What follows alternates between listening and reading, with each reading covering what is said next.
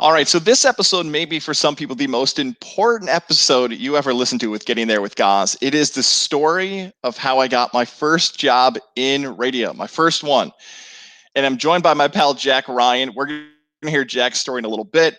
But the reason I have Jack on with us is, again, for a few reasons. One, I might just get so caught up in this story that I'm saying some radio terms that you're not quite familiar with. Jack will help us through that and explain that for some of you who are trying to get that first job.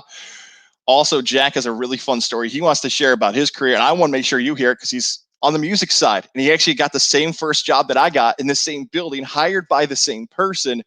So we'll cover all that stuff. So, and also, of course, the theme of this podcast, we're not trying to be negative. We're not trying to bash it. And Jack and I are pretty positive people. So, Jack, if I start to either start steering for whatever reason to the negative side of it, pause me and say, guys, but I think you know me long enough. I don't think we're going to go in that direction. So does that work for you? This part one of this podcast of Goz gets his first radio job.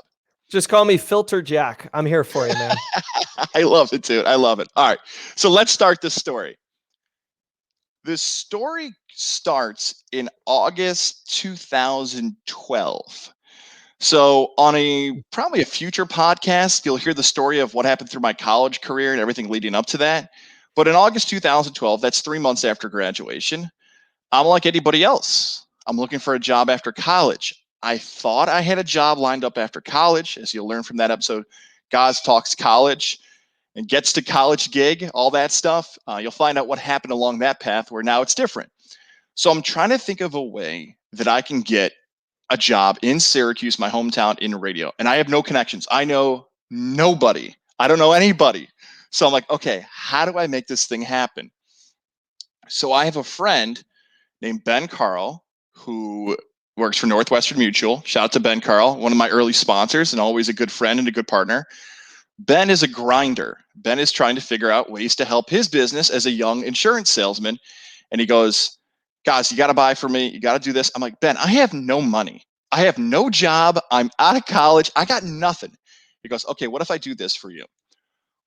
I have a friend of a friend who knows somebody who works in Syracuse radio.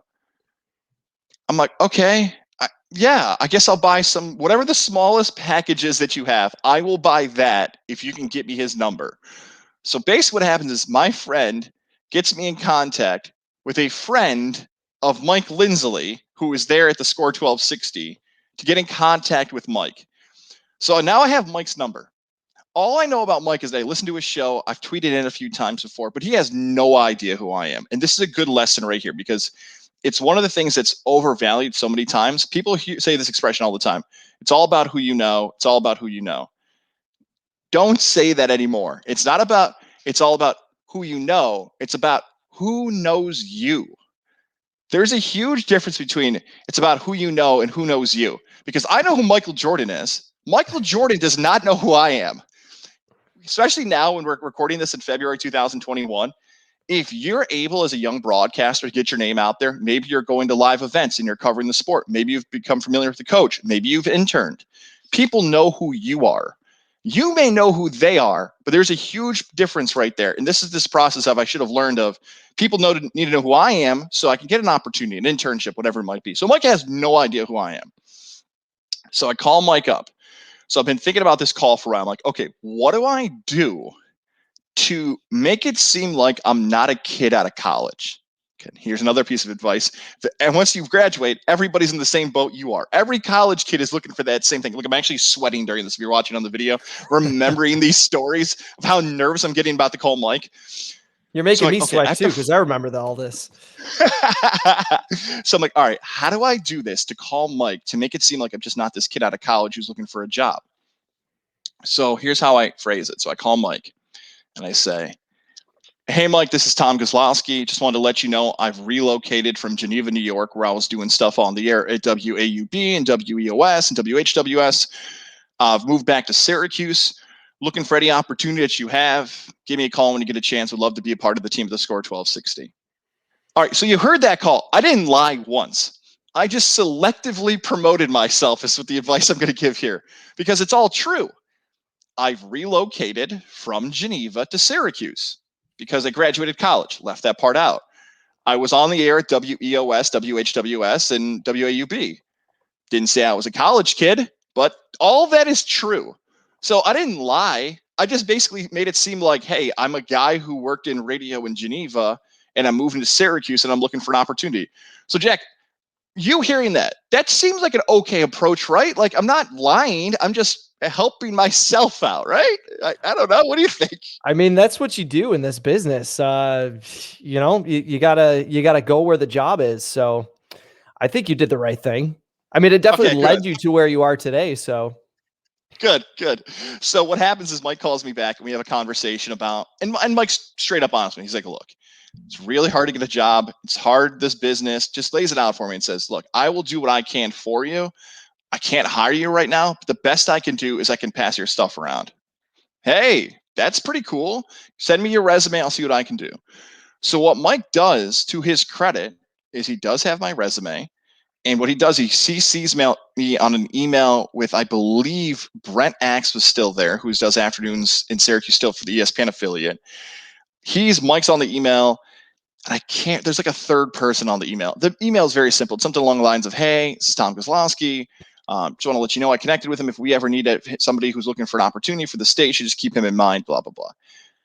As somebody who's worked as a brand manager before and worked as an afternoon host before, that email is very good. Couldn't ask for much more, but I get a ton of those emails. Like, that's just a very much like, hey, here's somebody we should be interested in. Keep an eye on it. Okay, like, you don't have an opening. It's nice, but if there's no opening, there's no opening. You can't do anything with that. It's kind of like, I'm trying to think of a really good example here. It's sort of like a brand new car, right? Hey, I know you have a car and you can't buy one right now, but here it is in your email. If you're ever interested, just give me a call. Like, that's all it was. So a year goes by. This is now August 2013. I've never heard anything from the Score 1260. So I'm discouraged like anybody else. I'm like, okay, this is probably not going to happen. I don't have an audition tape. I don't have enough stuff on tape where people are like coming in my door and knocking it down. I'm not great on production or anything else. So I'm working a real job, working in sales. And because I was in Geneva and Auburn at the time, I see there's an opening back at WAUB. So basically what it is, it's going to be the partner I worked with in Hobart, Ted Baker, Joe Lashke, same guys. They're just looking for a third person.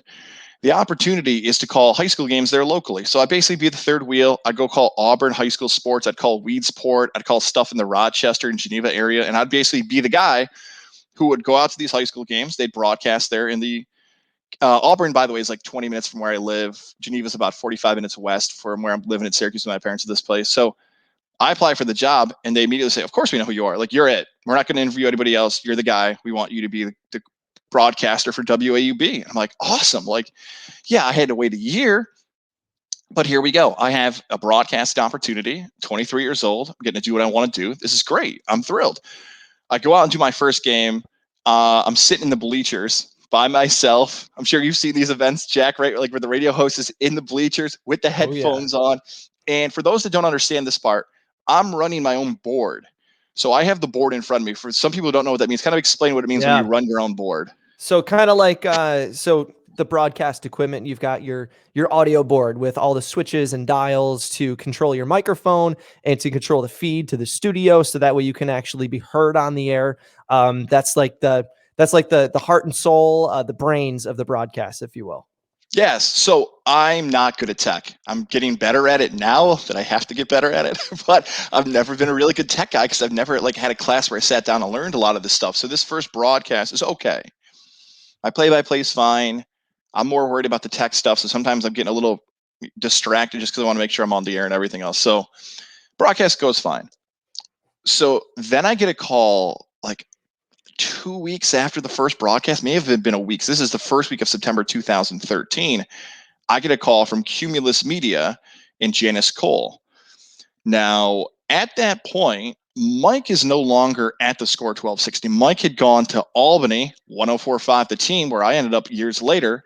He was at Albany, but in this time, he has some stuff going on. He basically ends up leaving the station in August of 2013. So, the person who just recommended me for the job is no longer in radio at that point. And I'm getting a call from the radio station asking about if I'm interested in a job. But I'm like, oh no, like, the person who recommended me isn't there. And if anything, they're not in radio anymore. So there's no chance I'm getting this job. So Janice works as what's called a promotions director, and she's calling me for a job as a promotional tech. So, Jack, I know you know this very well. Explain to people what a promotions director is and what promo tech is. Yeah, it's kind of how I got my start in radio. So if you're ever uh, if you're ever driving around on a weekend and you see a radio station vehicle set up outside of a store somewhere with banners and what looks like maybe they're playing games or something like that, that would be like one of our events that we would go out to on a weekend. It's not so much happening right now with the pandemic, but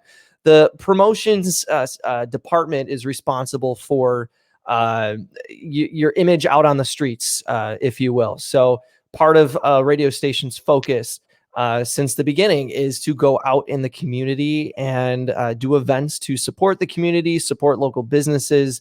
And, this is the opportunity for listeners to actually see who they're listening to. Yes, exactly. You're basically the person, like Jack just said, handing out the free stuff, sitting behind the banner, driving the truck. You are basically another term for promotions tech is called live on location crew. You might hear that term used a lot. LOL crew is what it's called sometimes. Also called Live street team in some Street team. markets. Thank you. Yeah. Yeah, street team. Thank you. So yeah, street team, LOL, live on location, promotions tech. Those are a lot of the terms you'll hear for that, and that is the entry level job that I was getting interviewed for. It's a lot of fun, So by I the way. interview with Janice. Oh, it's awesome, man. You get to go to all the concerts, get to go to all the games and stuff. So I interview with Janice, and come to find out, she offers me the job. Now it's part time. And I tell her, because I'm working a full time job in Watertown, I can only work weekends. She says, no problem. You can just do weekend events. So now I'm in a spot where I'm on air and broadcasting at WAUB, and I've been offered a promotions tech job that's also on the weekends. Now I have this decision I have to make. I have my on air job that I waited a year for. My name is out in the public in the Figure Lakes.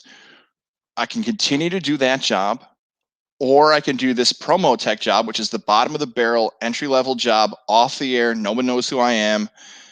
That's the job I could take. The pay is better for the on air job. The travel is more for the on air job. It's what I want to do is the on air job. But the promotions tech job is in Syracuse and it's in the radio station. So I decide to take a risk. And I call Ted Baker up and I say, hey, Ted, I know I want to be a broadcaster. I know I want to do this for a living, but I can't do this anymore. I'm going to take a risk and take this promo tech job as my entry level job in radio. And I still think back to him out of the Finger Lakes. I'm like, he probably thought, what the hell is wrong with you? You're on the air and you're going to go hang up posters and hand out free wristbands? What are you doing? Jack, I think help me here explain this a little bit. How strange of a decision is that for me to give up an on-air opportunity to just go be behind the scenes guy? I think it depends who you ask, but I was in the same position as you just 3 years ago. And I think we're going to get into more of that later. But, I don't think it's abnormal at all. I don't think it's a bad thing at all because in this business, it's very cutthroat at times. And if you want to advance, you have to take a risk and you have to be able to anticipate change, and you have to be able to say, you gotta use your instincts. You gotta be like, hey, this could lead to something bigger, even though I'm taking a step back. Well, sometimes you gotta put that foot back to take a step forward.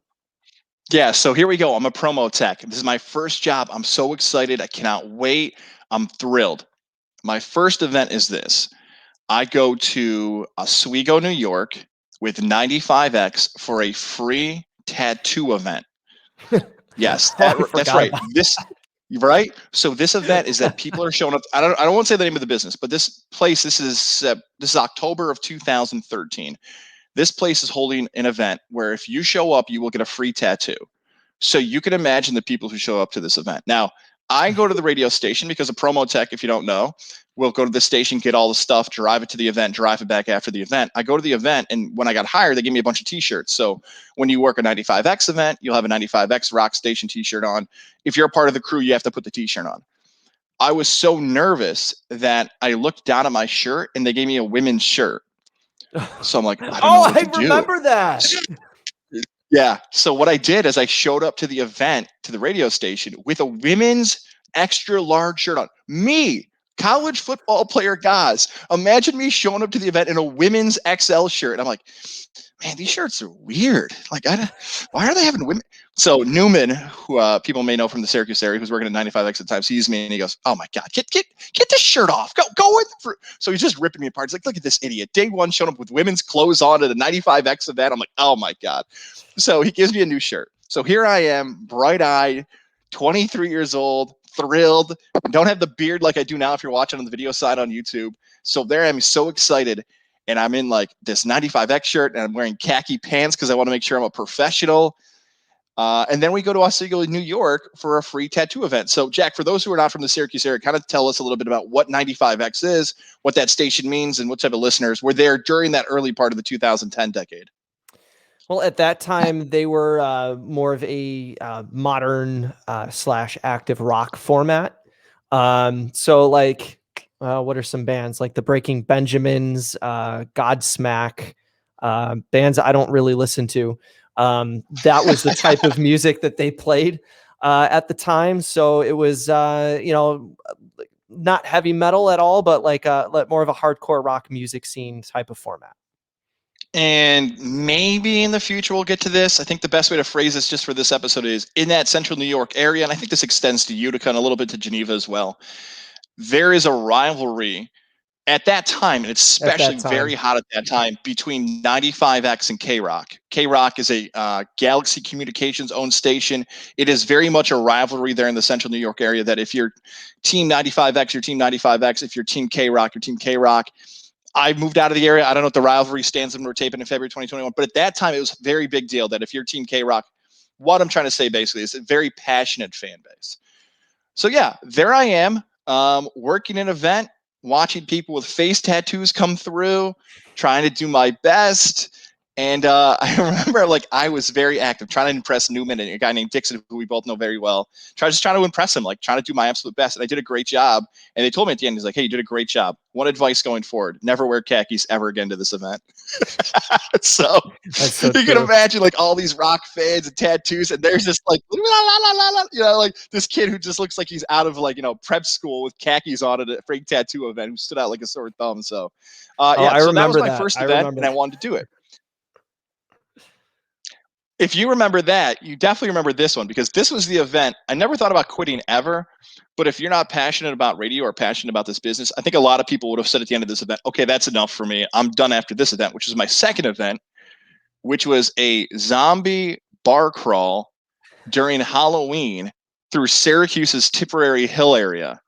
I can do this part. If you can do this part, I'm from Syracuse, so if you want me to take the lead on this, do you want to try your best to explain what Tipperary Hill is in Syracuse for those who aren't familiar?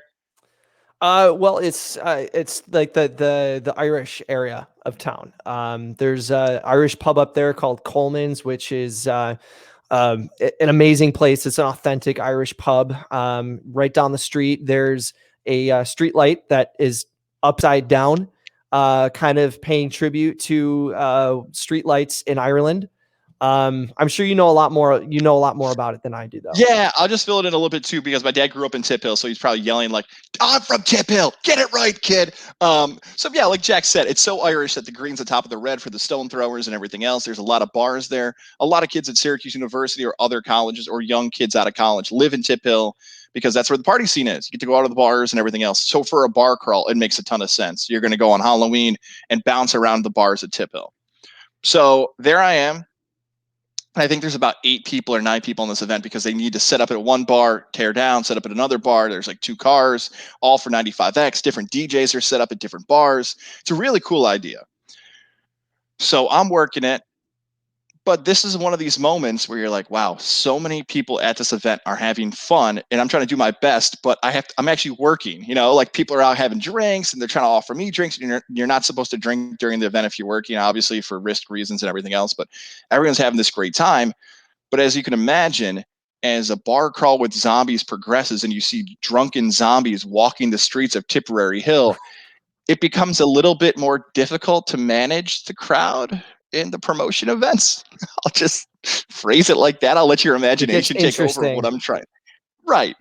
So the last stop on the bar crawl is a place called Rosie O'Grady's that is no longer open in Syracuse. That was one of my favorite places in Syracuse. So Rosie's is awesome. But what we decided to do is the event is we set up these tents outside of Rosie's, and underneath the tent, we started playing beer pong, Beirut for maybe some people from New England, right? So we started playing beer pong. So imagine me now. I have to be the referee, and I have to keep people in order and like have this whole sheet going of drunken zombies on their final bar crawl playing beer pong outside of Rosie's, and I have to like babysit them. I'm like, okay, so that's what I'm doing. However, and I'm almost positive your wife Rachel is in this. I think she's with me at this next moment. What happens is it's an absolute torrential downpour. So much so, Jack, that the tent starts coming off the ground. So now the tent is getting lifted up in the air, and the zombies are like grabbing at the tent, and they're like, ah, and I'm like, no. So I start grabbing the tent through this torrential downpour, and I have to hold the tent down because every time the wind hits, the tent starts flying in the air. So there I am, like grabbing it with my might, and then I'm pretty sure it was Rachel who's standing next to me because she doesn't want to get soaked. So it's me and your wife standing under this tent at the bar crawl, like, what the hell are we doing? We're getting yelled at in the torrential downpour on Halloween by drunken zombies. And I'm standing there like, so I gave up the job in the nice, cushy gym to be the number one broadcaster. And here I am, soaked, covered in zombie, I don't even know what, at this event. So those are some of my favorite stories about, those are my first two events working promo tech for Cumulus Media in that cluster. And I should have explained this. This might help a little bit. I just said the term cluster, and you're wondering, like, well, guys, you want to do sports. Why are you working for the rock station? Kind of explain a little bit about what a cluster is and why a promo tech is working for different stations. And I'm working those rock events in general. So I always found this is the fun part of radio because in many markets, you have a conglomerate, larger entity corporation owning several different stations in one market. And that is the case in Syracuse. So 4 stations under one umbrella inside one building. And when you're working promotions, you don't just do one station, you do all of them. And that was my favorite part because you got to do all kinds of different events. I mean, you know this, guys. I mean, everything from doing that zombie crawl to doing other stuff with the other stations. It always made it interesting and always kind of made it exciting. It's like, okay, what are we going to do this time? So, yes. Yeah, being able to do more than one type of station with totally different audiences was a lot of fun. Just to explain those stations for those in the central New York area who might be confused, under that Cumulus Media umbrella at that time, and I believe it's still similar to this, it is 93Q, it's 95X. Mm-hmm. At that point, it's the Rebel. What was the Rebel, Jack? 1037, 1039, something like that? 1059 at the time. Thank you, 1059. Right, 1059 at that time, and then the Score 1260, which was on an AM station. So there could be people listening in a bigger market and be like, well, why don't you just have one live on location crew just for the Score, and then one live location crew just for 93Q? It's a nice idea. They decided they didn't want to pay that many people, and that's not a shot to be negative. Like, hey, if you can work 4 events, let's get you. It doesn't matter. Like, we'll give you a T-shirt. Why quadruple our staff if we don't have to? Smart decision. If you're going to work live on location, promo tech, go to any event. So that's what's happening there at that point. So November comes around, and at this point, I'm just doing promo tech. I'm just working my full-time job, and I'm having fun. I'm going through really cool events. So Mike Lindsley at this point is no longer at Albany, but he reaches out to me and says he's coming back to Syracuse. I'm like, awesome. Like, where are you going? He's like, I'm coming back to Cumulus. I'm like, whoa, okay, cool. Like, you're going to be in the building. That's awesome. He goes, hey, I know this is going to sound weird, but I'm filling in for a national radio show. I believe it was Yahoo Sports at the time. It might be the Sporting News now. Honestly, I think it was Yahoo Sports. He's filling in the Saturday after Thanksgiving at like 6 a.m. in the morning. He's like, hey, I'm technically not an employee at Cumulus Media, but I need the setup. So I need someone to let me in the building and sit with me during the broadcast because I don't work here. So they said I had to pick somebody. So I'm just going to pick you. I'm pretty sure he asked me if he didn't. Maybe somebody in the building told me that story. Sorry if it's not you, Mike, but I'm forgetting that. Somebody alerted me that I had to be in the building if I wanted to be at 6 a.m. So technically 5:30 in the morning on Saturday, day after that Saturday after Thanksgiving, to watch Mike's show and basically listen to it and see what goes on. Like, all right, cool. So I let Mike in, and it's pretty cool. Like, basically what he's doing is he's at a studio and he's patched through a national radio show doing his show. So I think the term patch through might be a little confusing. Explain what that means to patch through a different radio system through a board. So at the time, he was working for, I think it was Yahoo at the time. So he needed a studio to be able to broadcast from. And through, I'm pretty sure, the power of the internet, they're able to patch him in to the main network that he was broadcasting from. So patching in and the network that he was going to be featured on. Right. And I think probably now in 2021, patching through, it's probably way different technology than it was in 2013 at that point. So only 8 years so, ago, so much has changed, you know? Yeah, right. So what happens at the end of the broadcast is Mike tells me, he's like, hey, one of the tough things now is that I'm coming back and I'm launching my show in December. I need a producer. And I'm like, I want to be your producer. Didn't hesitate, didn't ask questions. I just go, I want to be your producer. And he's like, okay, well, I'm glad you're interested, but I'm probably going to have Jimmer Morgan do it. And Jimmer Morgan was a guy who was a producer. He did some stuff for the Score 1260. He did some stuff for 95X. He's like, look, Jimmer's produced my show before. I'm probably going to have Jimmer do it. But if Jimmer can't do it, I'll keep you in mind. Cool. Like, I want to be your guy. I want to help. I want to be the guy. Let me do it. Blah, blah, blah. He's like, okay, I'll keep you in mind. So whatever happens, and if I think I remember this correctly, Mike's show is getting ready to launch in December. And what happens is, because Jimmer is part-time, his hours are spread to helping the 95X morning show, which I believe was called the Robinson Show at that point, where it was Robinson. I think Newman was on it. I can't remember exactly the crew who was on the Robinson Show, but I know Jimmer helped out. And then Jimmer was producing the Bud and the Man-Child show, which aired from 10 to noon at that point. So, and he might have done some other stuff, but whatever the case may be, Jimmer can't do it because of the other jobs he's doing at the station.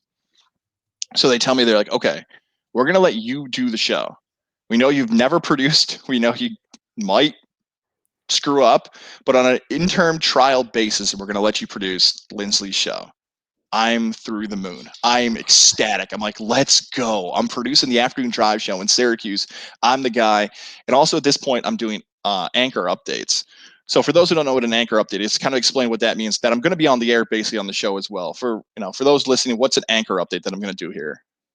So kind of before, like in between commercial breaks, there would be studio updates. I think it was I feel like it was every half hour.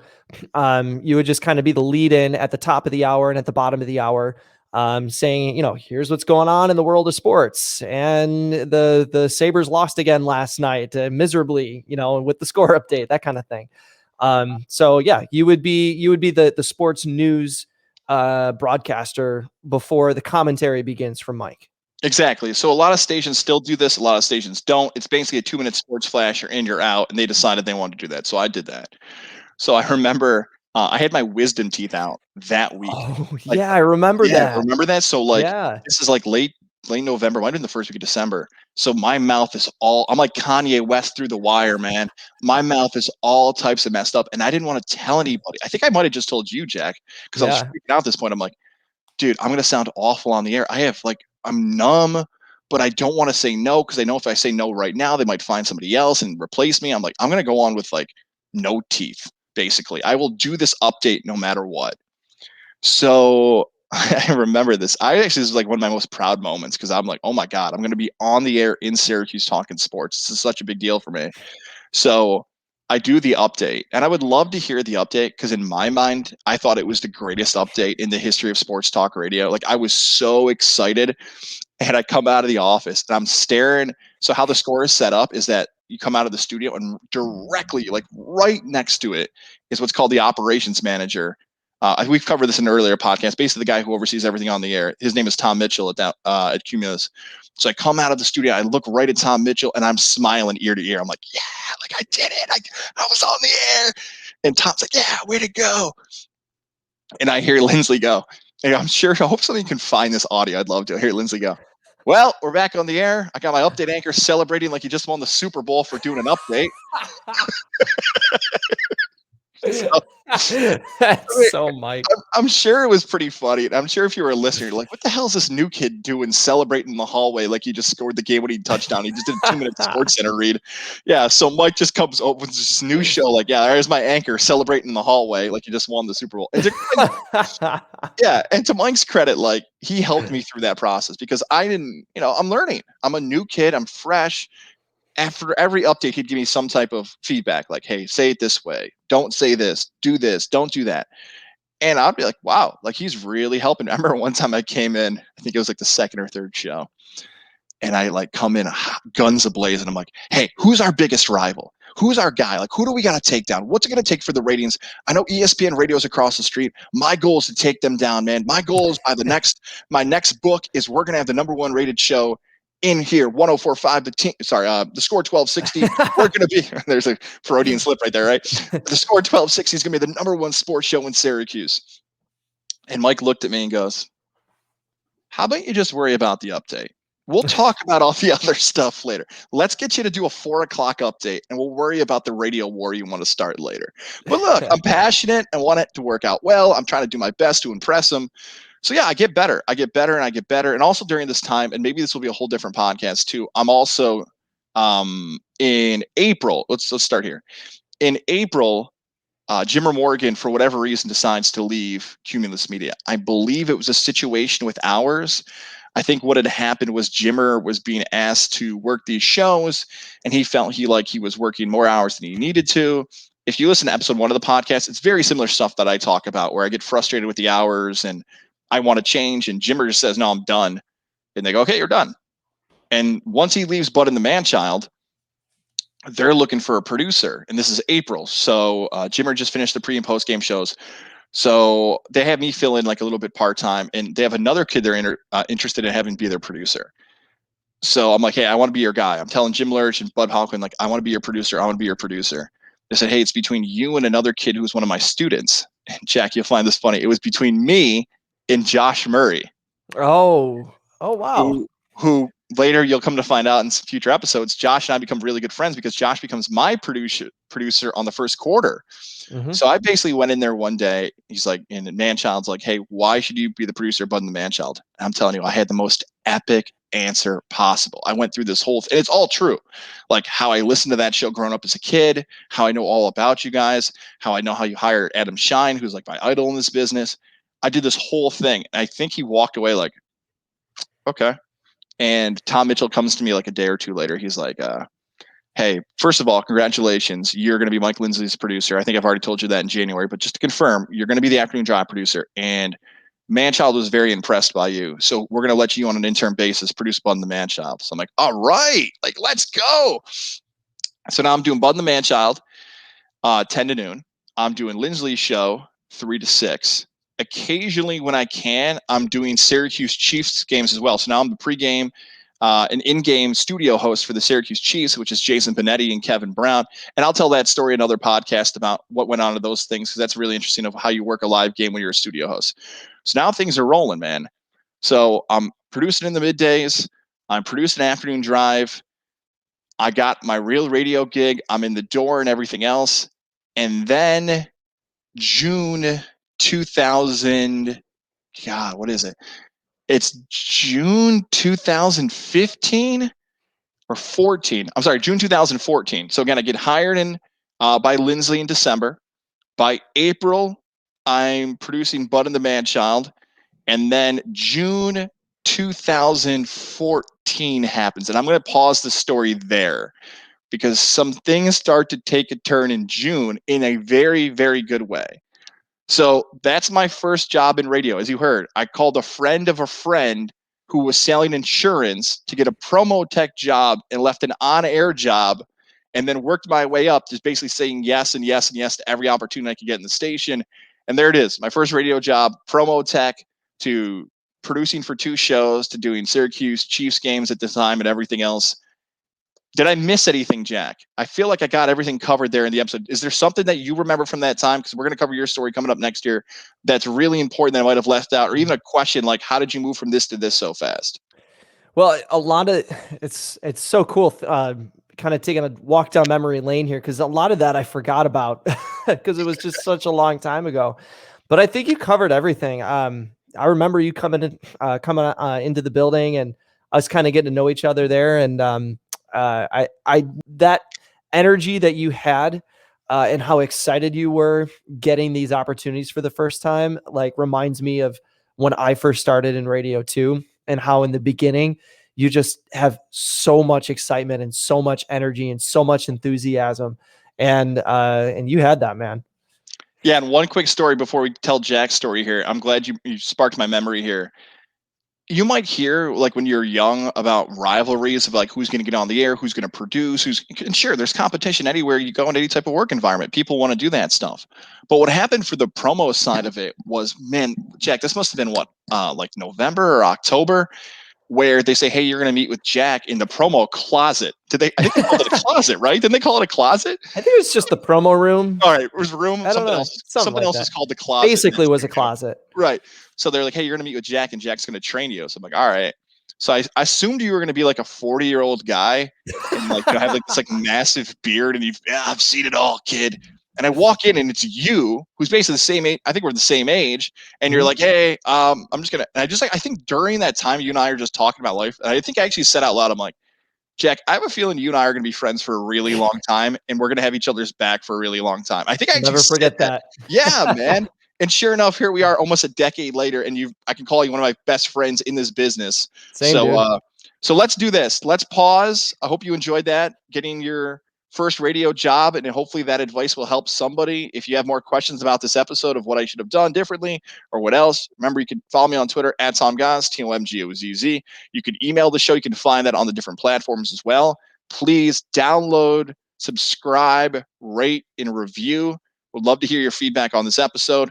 And if you're a music fan, if you want to talk about how you land a music gig, how you end up being a DJ, how you get on the air with music stations, that's on the way next. Getting There with my pal Jack Ryan. Episode on the way. Right here on Getting There with Goz. Hope you enjoyed it. Talk again next.